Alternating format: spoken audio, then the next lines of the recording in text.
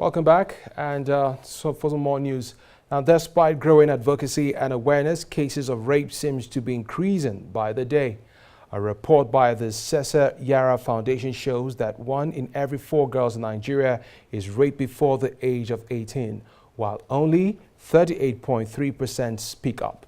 And this is in spite of the fact that the United Nations General Assembly adopted the Convention on the Rights of the Girl Child. In this special report, correspondent Okemute Imonura talks about how fear stops rape victims from speaking. Ifeoma Chukwuemeka first found out her daughter had been raped 8 months after the incident occurred. Her daughter, who was 13 years old when she was raped, didn't speak up because the rapist told her she would die if she told anyone. And you know, this girl have been threatening that if she open up what happened to her, she's going to die. The guy did a kind of enchantment and blow a powder on the air. When Ifeoma found out, she reported to the police, but no real action was taken. The IPO looked at her face and said, "I believe you. You're a very useless girl. Tell me you didn't enjoy what he did to you. That is the only why you couldn't share it to your parents. Now you've destroyed all the facts. What do you want us to do? You don't have any case." The frustrated mother felt helpless after her encounter with the police, especially as she was also being threatened. But hope came when she was introduced to a non-governmental organization. Even before the matter was charged to court, the threats, because one time I was arrested with the NGO that was helping me, that I brought assessing to him. We have spent some good amount of money, but it's not coming from me, it's coming from the NGO. Sometimes it's easy to threaten children, it's easy to threaten the vulnerable.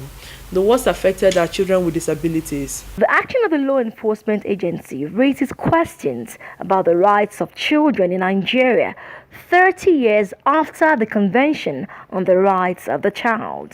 So when we talk about child rights, these are terms conferring what to do to make a child grows up properly. The Child Rights Convention is a convention that's not actually being fully implemented anywhere in the world. So there's a lot of progress that needs to be made in Nigeria. If you go to social welfare by 2 o'clock on dot, I am not saying this to put them down, but I don't think that you will see anybody in that office. If a child, for instance, is sexually violated in Abuja, the child has to pay for police file. The child has to pay for medicals. The child has to pay for the medicals of the rapist or rapists. Should the matter be minuted to I'm going too far. Investigation, the entire investigative process of the Nigerian police is borne by victims. Every child is entitled to human rights. Where the government fails the children, we fail the children by not holding the government accountable. It is 16 years since Nigeria ratified the Child Rights Act. But until rape victims get justice, Nigeria will continue to lag behind in protecting the rights of children. Okemute Imonura, STV News, Abuja.